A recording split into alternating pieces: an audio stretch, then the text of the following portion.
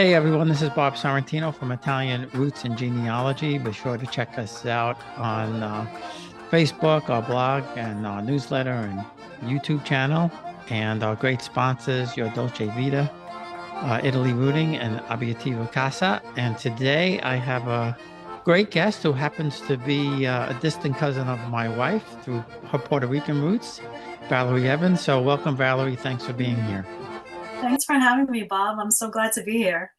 Yeah, me too. So, I mean, what's really interesting is, like my wife, you are half Italian and half Puerto Rican, but the reverse. In her case, her dad was Puerto Rican and her mom was Sicilian. And you both grew up probably less than 20 blocks from each other from New York City.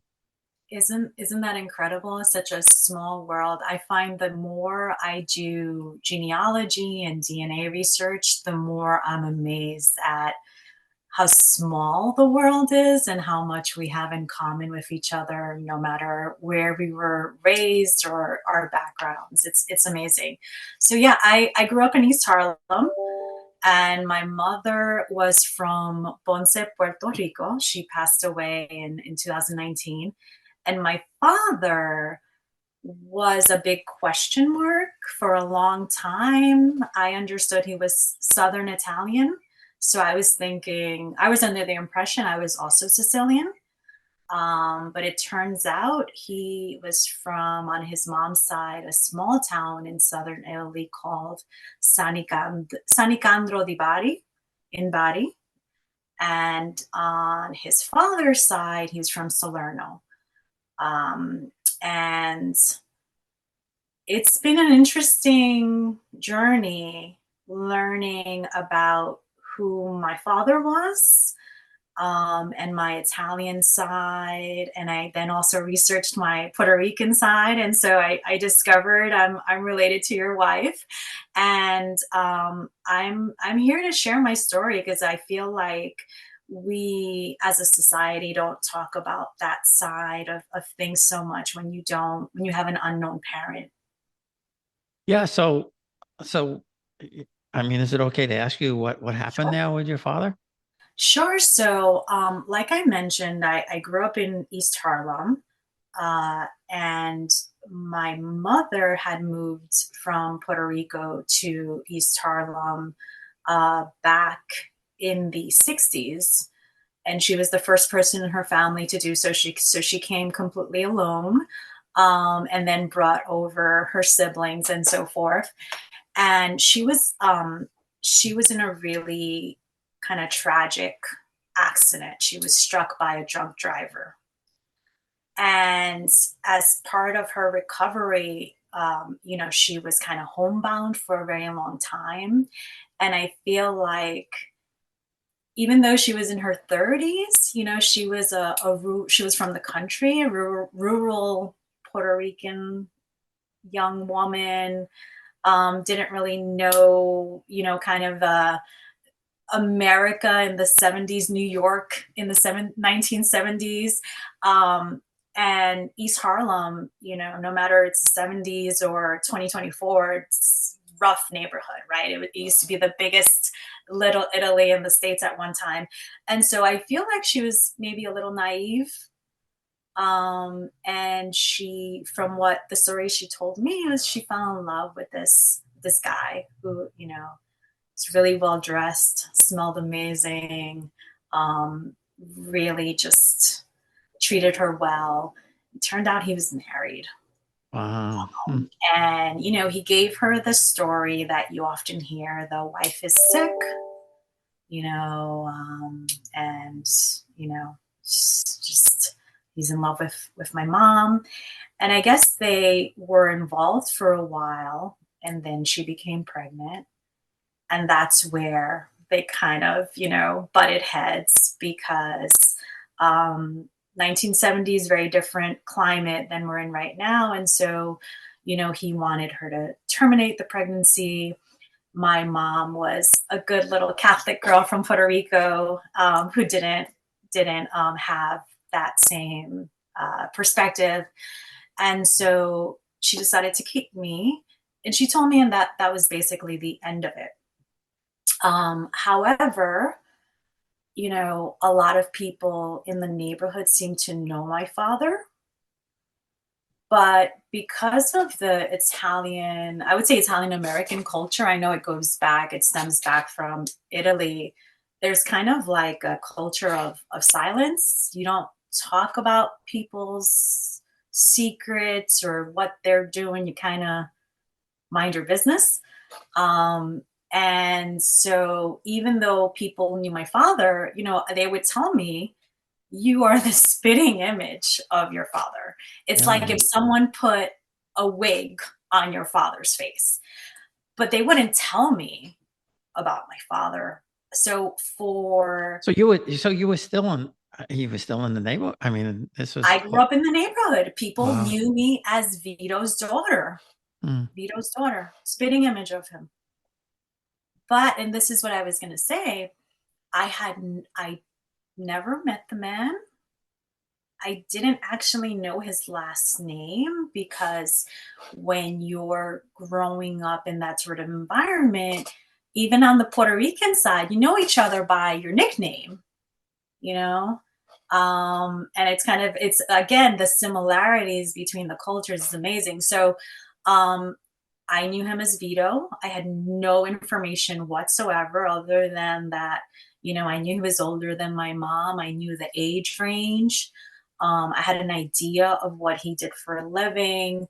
Um, I knew his first name and that he was possibly from southern Italy and that he was from the neighborhood originally.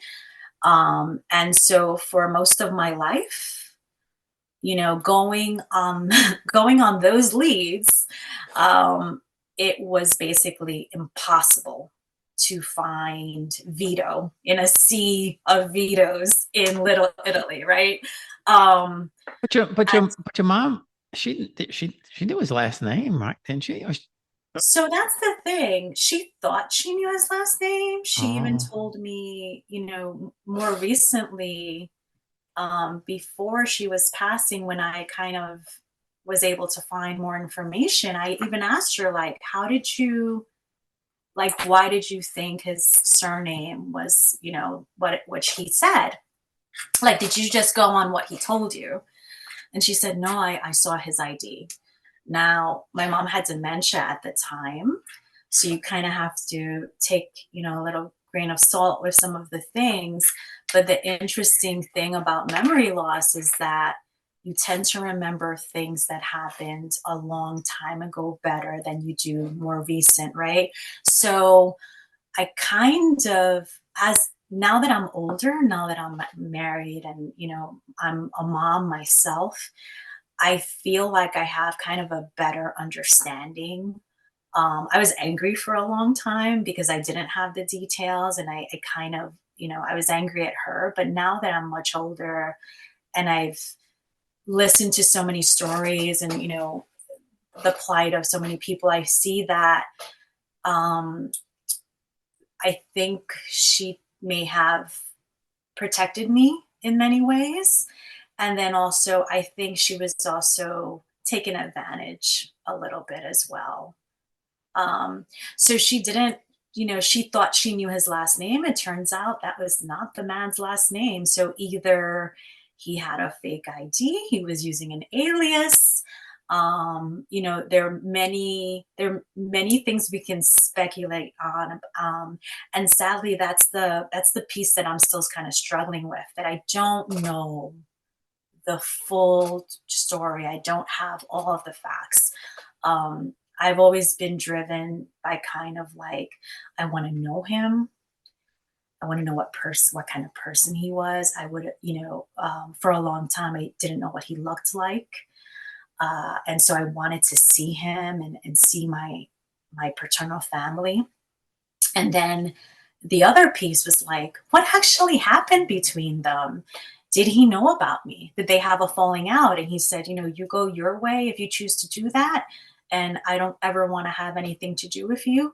Or did he know about me? Did he ever, drive by the neighborhood and sort of see how we were doing or think about me? Um, and by the time I was able to find out who he was, he was in a nursing home up in the Bronx, and I understand he might have been sort of, you know, also suffering from dementia and sick. And so within several months of actually discovering with a lot of help who he was, he actually passed away as well. So So, I so never got the chance to meet him. yeah, that's so sad. So sad. So how did you find them? So it's a long journey, right? Because essentially my whole life I've been looking for this man. And when I got into kind of my professional career, I started working a lot in sort of technology and digital and blogging and doing websites. I so at one point I was thinking I'm gonna set up a website like help me find Vito, right? And kind of like help crowdsource information because I had tried talking to friends who were lawyers. I had tried actually going around the neighborhood asking some of the old timers, like, do you know Vito? Like, do you know? And they were like, who are you? Why are you asking so many questions, kid? Right. And so, I went through all of these phases trying to, get more information. And so finally, I think around 12 years ago, 10 years ago, whenever 23andMe actually became available, the very first thing I did was take a DNA test. And at the time, I got my results and I was flooded with relatives. And I was still under the impression that, his last name was something else. So I didn't really get anywhere with that test. And so I put it aside, I kept thinking about it. I kept feeling this like urge, this hole, this something's missing. I really have to find out what's happening. And so about 6 years ago, I read an article. I don't remember where I read the article, but it was about this group called DNA Detectives that is dedicated to helping people like me, mostly a lot of adopted folks, but also a lot of people with unknown parentage find the identity of their biological parent or a lost relative. And the group is actually associated or run by a very famous genetic genealogist whose name is CC Moore. And nowadays you see her on the news all the time. She helps solve crimes and identify people by DNA. And so I happened to look it up on Facebook. It's a huge group. And they have instructions on like how to get started, what to do, right? And so I had joined Ancestry 20 years ago, kind of plotting, my mom's line because my mom has a huge family, like a lot of us in Puerto Rico tend to do, right? Like everybody's your cousin, which is what we were just started talking about.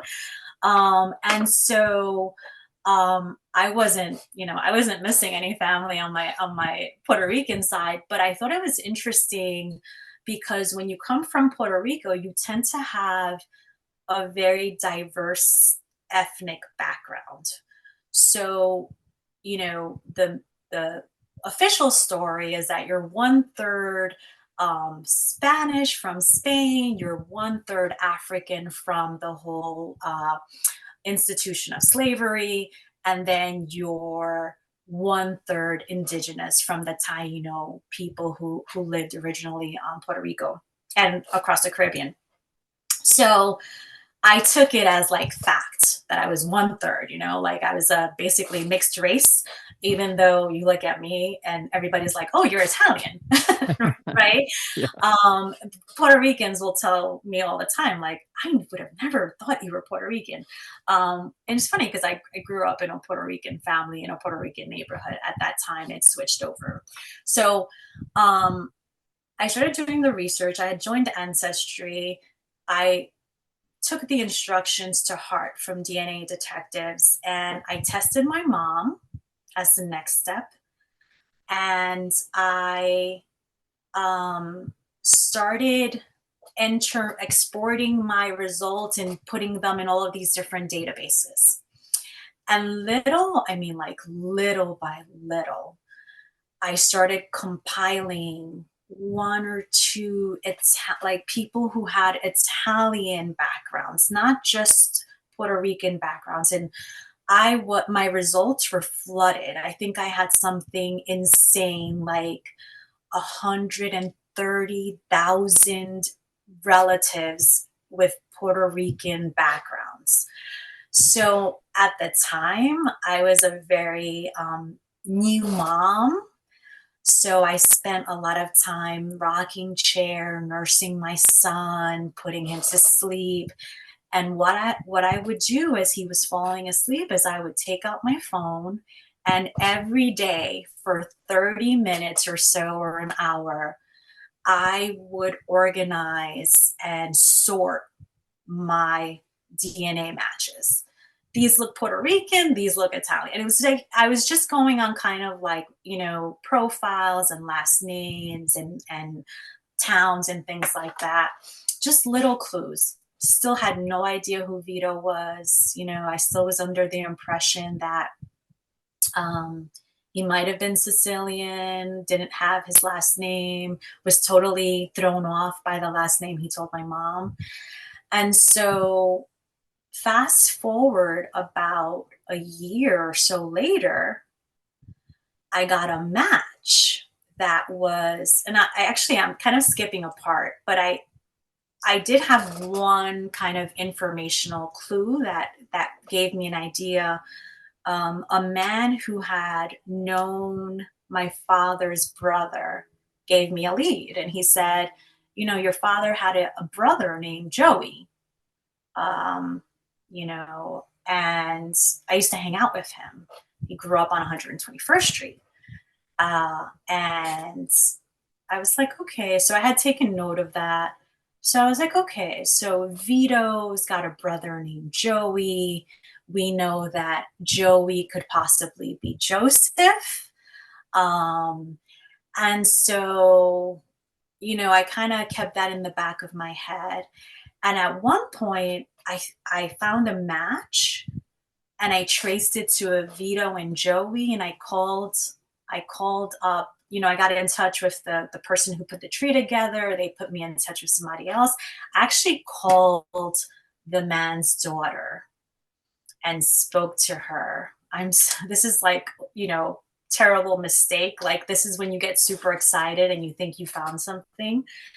And so we talked. She was actually really nice. I keep in touch with those folks. And it turns out that we are related, except it's not the right Vito and Joey. It's actually a different set of Vito and Joeys in my tree. So it was heartbreaking for me because the distant cousin, had sent me pictures of the family, and this Vito, when he was little, his name was Vito Novielli. She sent me a beautiful black and white picture, and that Vito Novielli is related to me. And so I could actually see my face and my son's face in that photo. And I fell in love with that story. And that Vito had passed away, right? So fast forward, turns out that wasn't Vito, because I got this match. And this match was a second cousin. And this match had a totally different last name that wasn't familiar with at all. And then almost like a month later, 2 months later, I remember it was right around Thanksgiving, I got another match with the same last name. This was a first cousin. So one match was on 23 and Me, the other match was on Ancestry.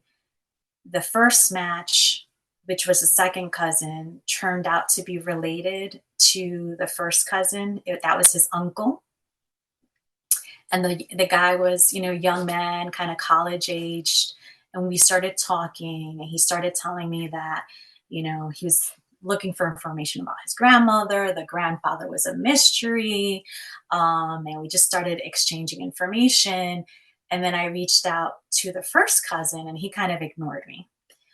So I persisted and I hit him up on Facebook. I hit him up on Instagram. I was just kind of like, I will not be ignored. Somebody's got to tell me more. And I was just kind of like this is there's something to this. And so I had found this woman who is what they call a search angel on DNA detectives. So, search angels, God bless them, are volunteers who are professional researchers, genetic genealogists, who offer their services to people that are looking for help in that group.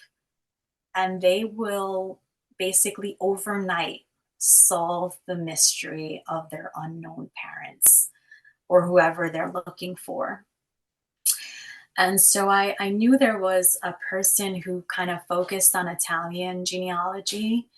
And I went to her and I said, I've been sorting my matches for a year. And like all of a sudden, I thought I had it figured out. Turns out it's not this branch, because out of nowhere, these two cousins popped up and their names are completely new to me. They don't match anything. And like I did something wrong here.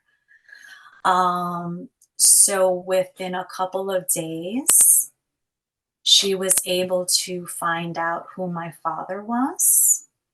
So it turns out that the young man and his uncle are are related to my aunt. And my aunt is one of a number of kids. I can't remember if it's like 8 children. And there were 3 brothers and maybe 5 sisters. And so one of them was Vito, one of them was Anthony Joseph. And over time, I've been able to trace like through the DNA matches, through the tree, my relationship to that family. And at first, when she told me, I had a really hard time accepting it because I had fallen in love with the other Vito and his picture and his whole tree, and they had accepted me and I had talked to them. This time around, I never talked to the first cousin. I only texted or sent messages with him. And he seemed nice enough, but wasn't really very forthcoming. Didn't really tell me much, sent me a few pictures. And then like a year later, I got another match who also turned out to be a first cousin. And I think she may have misinterpreted some of our communication because she sent me an amazing bundle of photographs and information, and then later realized that I had never actually met my father. So I Wow. think she was kind of under the impression that I was known and they knew about me. So I think she kind of retracted a little bit when she realized that, I hadn't been like accepted. And then at one point I wrote Vito a letter, not knowing that he was in a nursing home. He wasn't home, and didn't hear back. I waited a few months. And so I don't remember, I may have written another letter, or I ended up trying to reach out to what I found online, his daughter, which incredibly, also looked a lot like me. And so I had a hard time accepting it, but my search angel, and incredibly her name is Dawn. She's a beautiful person. she kept calling me and checking in on me and saying like, no, this is it. I'm really good at what I do. Like we do this. It might take a while for you to digest, but it might also take a while for them. They had no idea about you.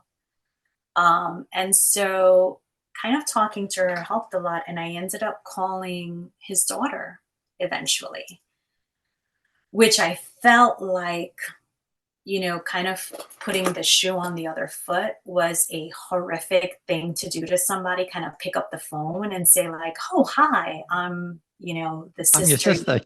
you never knew about because Yeah. your father was stepping out on your family."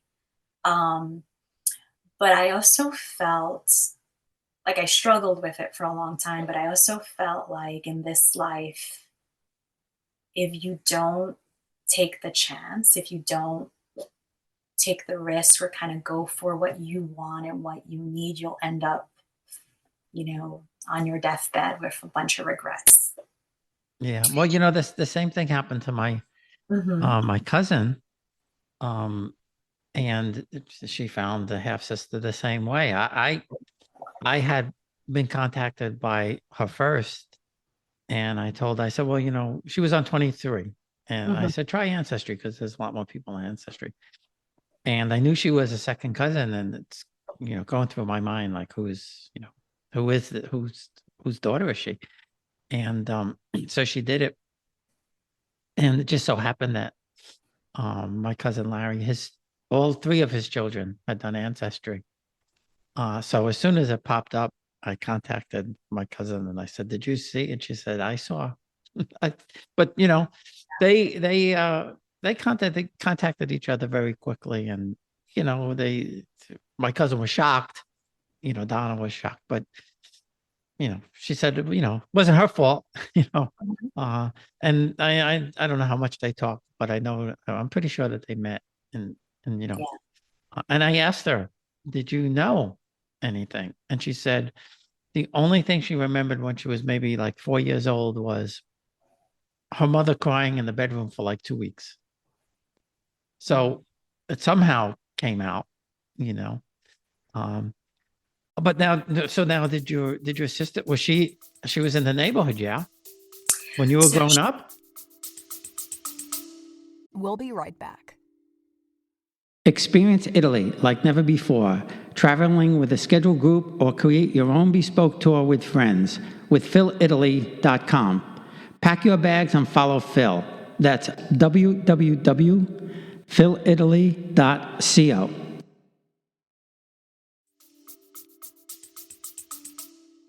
she wasn't in the neighborhood because the family had moved out from the neighborhood.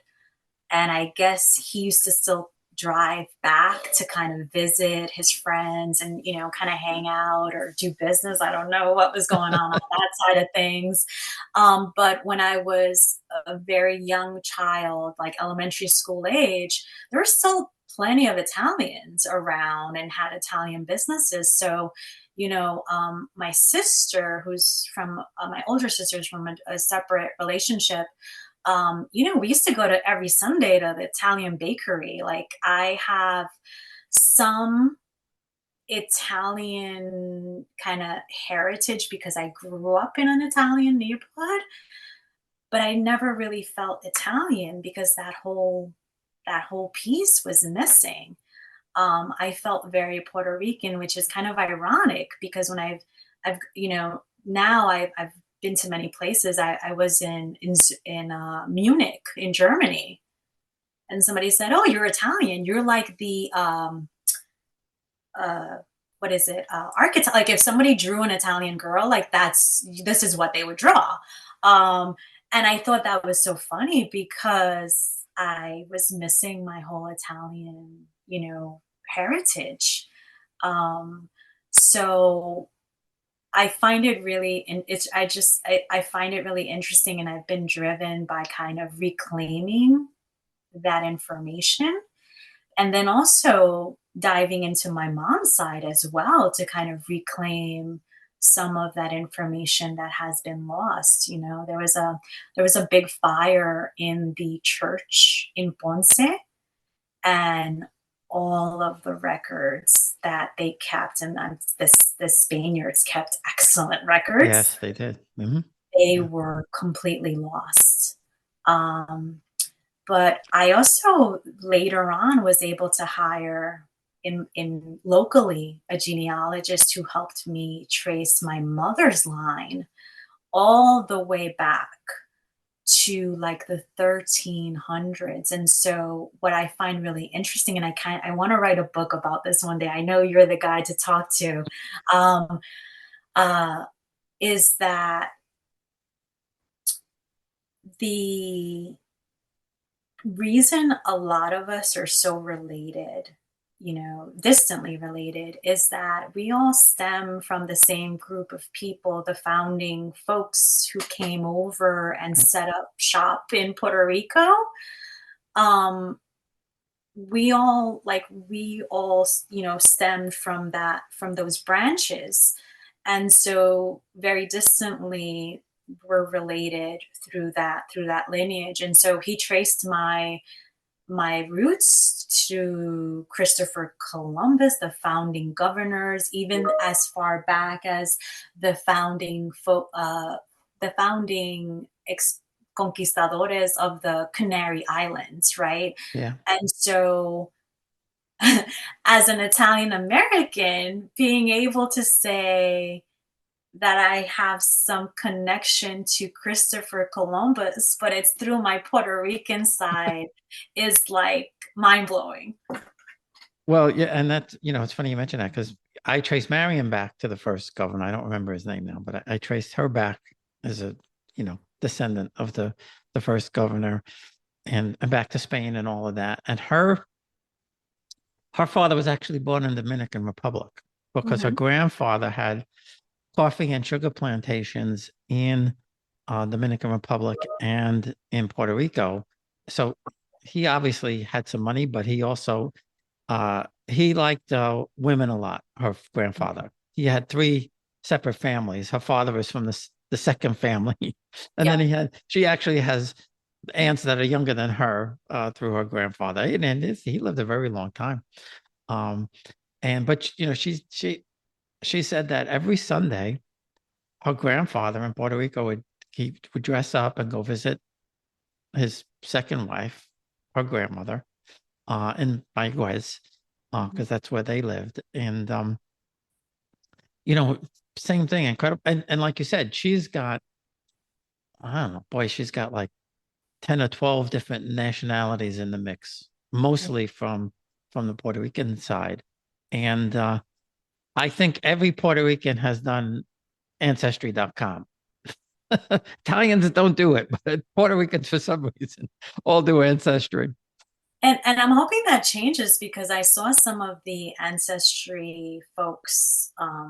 Interestingly enough, it was on LinkedIn. I saw them talk about how they're now offering kits in like 23 different countries, including Italy. And what's interesting about I find like my search is that I had like technology was such a tool for me to connect with people.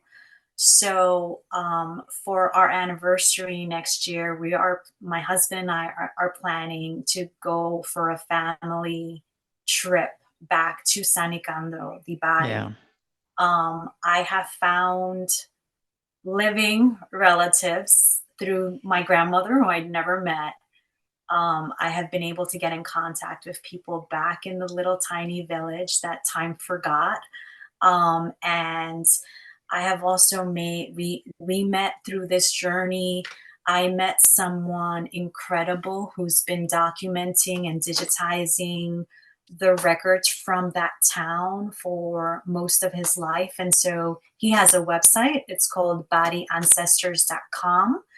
And so because of that website, I was able to fill out my entire tree on my paternal grandmother's side back to maybe the 1500s. I can't remember how far back, but like eighth great grandmother, basically.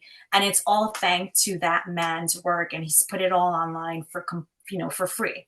And so I met him. I met some other researchers helping him. I had people help me find some of those great grandparents.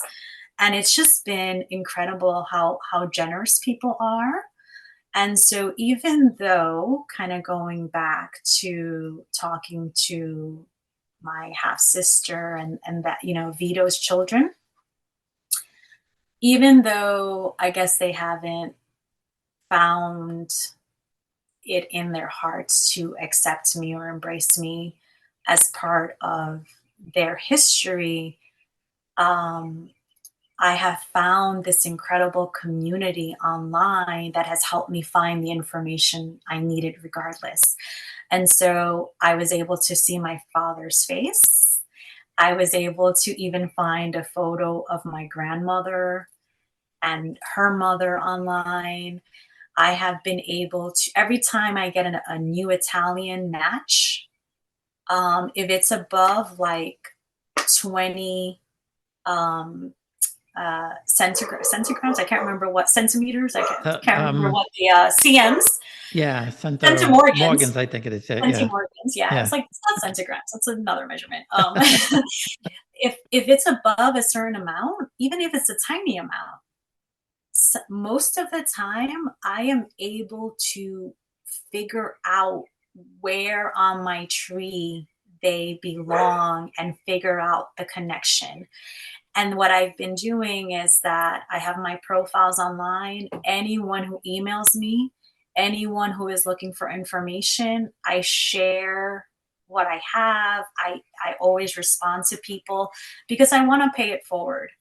And so that's kind of why I'm mentioning that if you're in a situation like I was, it's online, like the technology, AI, it's getting to the point where there's not going to be any more secrets. And I mean, 1970s sounded like a really fun time for the folks back then. It was when you were 19, I'll tell you that. Yes. And so I feel like it's time to shed sort of the stigma around, sort of this unknown. It happens, right? Like, and it's more common than you would think. And so I think it's kind of time to move behind the shame. And that's one of the reasons I wanted to come to you and share this story. Yeah, no, and I appreciate it. And so how did your mom cope? I mean, how did she, she obviously raised a fine, upstanding daughter. So I mean, how did she, Thank you. That's very kind. I feel like, thinking about being a mother now and thinking a lot about her now that she's no longer with us. I think she was a very strong person, like internal fortitude. Um, I think she suffered a lot because her life was very tragic, right? So she got hit by that car. She was devastated. She was she had a lot of medical issues for the rest of her life. And then, of course, there's the heartbreak that comes from falling in love with someone who doesn't want to be with you. And so we were, we were poor. We grew up in what became Spanish Harlem during the 1980s crack era. And she protected me. I was kind of like her apple of her eye little girl. And so even though I grew up in a really rough neighborhood, I'm always kind of proud of those of us that made it out of the neighborhood, because to be able to raise and nurture, a child in that environment isn't an easy thing to do. And so even though her life didn't turn out maybe the way she wanted, I am very proud of the fact that she raised me in a way that enabled me to succeed. And so as a mom, I see the beauty in that, and it's something I definitely want to carry forward.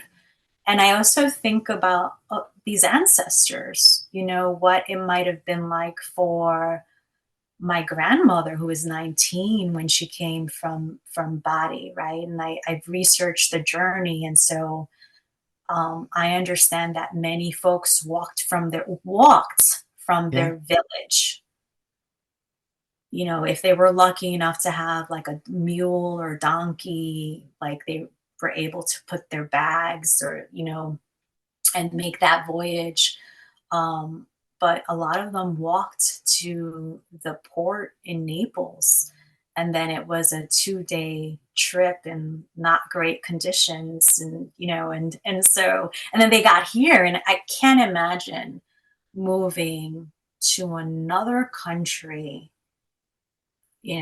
after a journey like that and not knowing anything. And so I think about that fortitude. And I see it, my mom came by plane, but it was the same experience, right? Like she didn't have anyone here in New York City when she came here. Yeah. So why did two questions? Why did she come? And then, what did she do? What kind of job did she have? My mom Yeah. or my grandma. Yeah. So, Your mom. so, my mom came because, in Puerto Rico, she was also growing up poor, and so there wasn't work, right? Like there wasn't any work. Like the um, the opportunities were in the mainland in New York, and so you have this huge community of Puerto Ricans in New York City. And so she came here because she wanted more than kind of the peasant rural experience that she was having in Puerto Rico. And there were so many opportunities here, and so she came and she had some work lined up as a domestic worker, but that didn't work out. And then she ended up working in a bakery, which is really interesting because my grandfather, who on the Puerto Rican side, my father's father, was a baker. And in fact, if you go up to the Bronx and Rye, New York, that area up there, um, my father's last name, like there's a bunch of bakeries with that name. And so one of my research projects is trying to see if there's actually some connection with that last name. Is it just so happen that all the bakers in Italy come from this family? I don't know. But it's really interesting. Like I said, there's so many parallels. And so that is something that I've been exploring in terms of like there's something here that I want to share with the world about these parallels and these experiences from both sides. Like I was saying, it just makes me feel like we're so much closer to each other than we actually think. Well, yeah, no, that's for sure. And also, one other thing that I've said before is that my children are adopted, and my son is fifth to eighth cousin of my wife. His father was Puerto Rican. His father was born in Puerto Rico. So yeah, so it's like I think part of the reason, in Italy, they don't do ancestry there because they're in up until recently, they've all been in the same town for 300, 400, 500 years. So, Mhm. the family tree is in the cemetery. They just have to Yeah. go there and look, and everybody's there. And I asked them what that, in fact, we got a tour from somebody in Molise who's an expert on the Samnite people. And I asked him, how long's your family been here? He's like, 500 years. He said, this is my heritage, is this Samnite. I could go back to these people from, who fought the Romans. So I think that's part of it. It's just, they don't need to research because they kind of know everything. And unlike when our families came here, where they didn't talk that much about Italy, they Mhm. seem to talk about it all the time over there. You know, so it's completely different culture in that respect, I think. But like I said, Marion's Puerto Rican roots, I was able to get back to, I think 1300 or something like that. And most of, well, not all of them, but most of them that can trace back to the first governor have some sort of noble roots back in Spain, because if you were the governor in Puerto Rico in whatever it was, 1500, you know, uh, the roots they'll go way, way back to those noble families. Absolutely. And the interesting thing too is, like you said, with the Dominican Republic and everything. So in the Caribbean, these families, these founding families, they often moved around from, they had property, and kind of set up towns and governance all over the Caribbean, sometimes even into Venezuela or some of the other areas that, yeah, Mexico. that were being Yeah. colonized. And so that is also mind blowing, because, like I said, I had this very kind of like basic idea, like one third this, one third that, Puerto Rico, they came straight over. And it made me realize how narrow kind of like my mindset had been, and how that history is so much richer, because it wasn't, A to B. It wasn't like that specific, that narrow. Well, and the Spanish were everywhere. Hmm. I'm a direct from Hernando Cortez, because he's connected with the Pignatelli family in Italy. In fact, there's a museum in Naples, the Pignatelli Cortez Museum. Wow. And so, it does, and it goes back 400 years. I mean, I guess in the scheme of things, that's not that far, but um, I think that's what people don't realize too. Like you were saying, the Spanish had the footprint in the Americas and South America, North America, Central America, all those Caribbean islands, uh, and Italy. Mhm. They ruled Italy for 300 years. So, Yeah. Yeah. and And and so, and when I was researching my family, one of my cousins that I found, um, the Piramalo family, they came from Spain originally in 1500 or thereabouts. And she thought she was going to find people in um, South America and Spain. She never expected to find anybody in America, because it just didn't dawn on her, that they would be in America. yeah. Yeah. It's fascinating. I feel like in researching my mom's tree, have found a lot of interesting information as well. Right around the time I really started deep diving into her ancestry, and I'm so glad I was able to convince her to take the DNA test before she passed. I came across another researcher who's been doing DNA research on the indigenous folks of the Caribbean, so ancient DNA Mhm. research. And through GED Match, which isn't as popular as it was a few years ago, that specimen, one of the specimens that the researchers were using, was from what is now the Bahamas. And so in the Bahamas, in the caves, they have found Taino. Look, they're called Lucayan Taino. And so these are indigenous um, people whose remains were found in the caves. And my mom and I matched these remains that are, thousands, I don't know how old.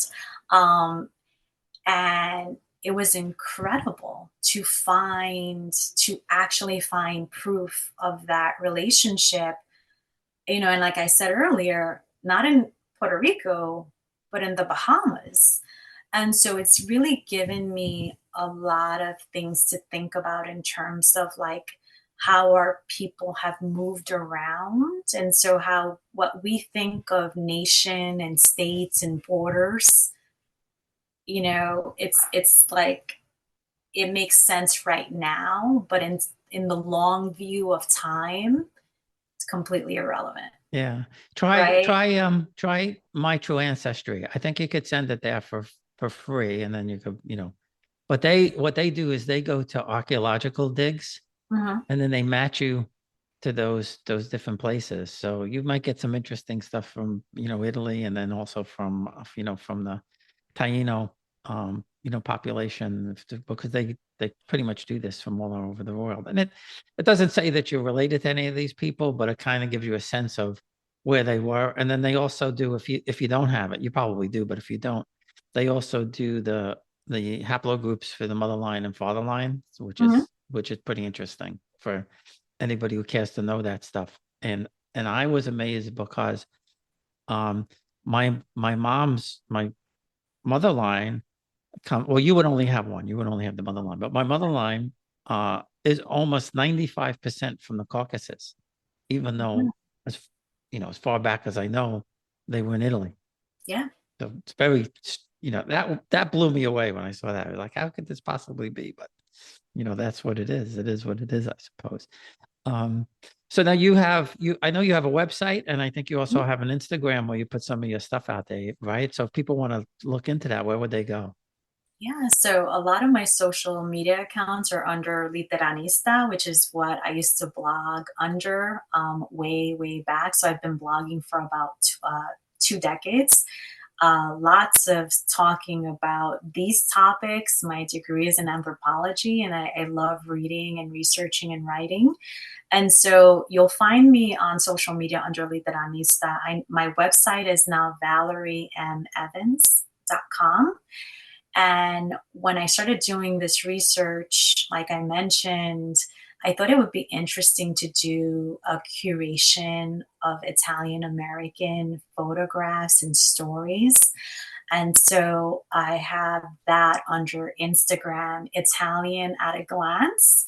And so it's all about kind of discovering, my own Italian American heritage history, but also making those stories more available to the world. Yeah, and that's not dissimilar to what I do. I'm gonna have to check because there may be a few people I want to talk to and I send you some of my stuff too. Yeah, yeah, let's do this. So we could go back and forth on that. And you mentioned about BariAncestry.com. Who runs that? Because I never heard of that site before. So his name is John Rugerio. And he is just a fellow that has been researching and had all of these records that, he was putting into his computer and creating a database of everyone in town. And at one point, he decided, well, I have basically the whole town mapped out for generations. Let me put it online. And so that's his passion project. And he has thousands of records on this website that are all basically like you can look up an individual and find their marriage records, their civic records, uh, all have been digitized and are available on that website. And so if you have family in those little villages, those little communes outside of Bari, you should definitely take a look at bodyancestors.com because I can guarantee you it's a treasure trove. Yeah, no, I'm gonna have to look because my mom's family is from Torito, just 30 minutes outside of Bari, and we went there last year. So when you go, I know a really, really good restaurant in Bari in the Old Town. If you when you I go, will let need, me I know. will need all the recommendations. I'll let you know where it is. And then if you go to Torito, there's a really, really good place there. Mm. But yeah, we stayed in the Old Town in Bari, and that was quite an experience. I think it took us 3 days to figure out the best way to get back to our apartment because the streets, it's nuts. There's no street signs or anything like that. The little things usually they, in Italy, they write the sign, everything's on the building. So you have to kind of try and get used to that. But we finally figured the quickest way back, time wise, not mile wise or was to walk along the water. And then we were able to find our apartment pretty quick. But that was certainly an adventure for sure. And one last question before we go. Now, have you been to Ponce? Have you been to Puerto Rico? So incredibly enough, I've traveled all over the world, all over the Caribbean. I have not been to Puerto Rico, and Get I out have of here. not been to Italy. So I keep kind of nagging my husband about that. Like, we have to do something about this, especially with my son. I want him to kind of, have that worldly experience, because I lived in I didn't leave Harlem until I was an adult, and I was a underprivileged kid, and so I feel like the world is huge, right? We're talking about the world is small. The world is also a really big, interesting place, and so I want to travel everywhere I can, including those hometowns, those ancestral hometowns. Yeah, my wife's sister, she lives in Añasco, which Mhm. is right outside of Aguadilla. Mhm. And it's Aguadilla actually has one of the largest runways in the world, because they used to fly B-52s into there or something like that. So it's got this two big, huge runways that don't get used anymore.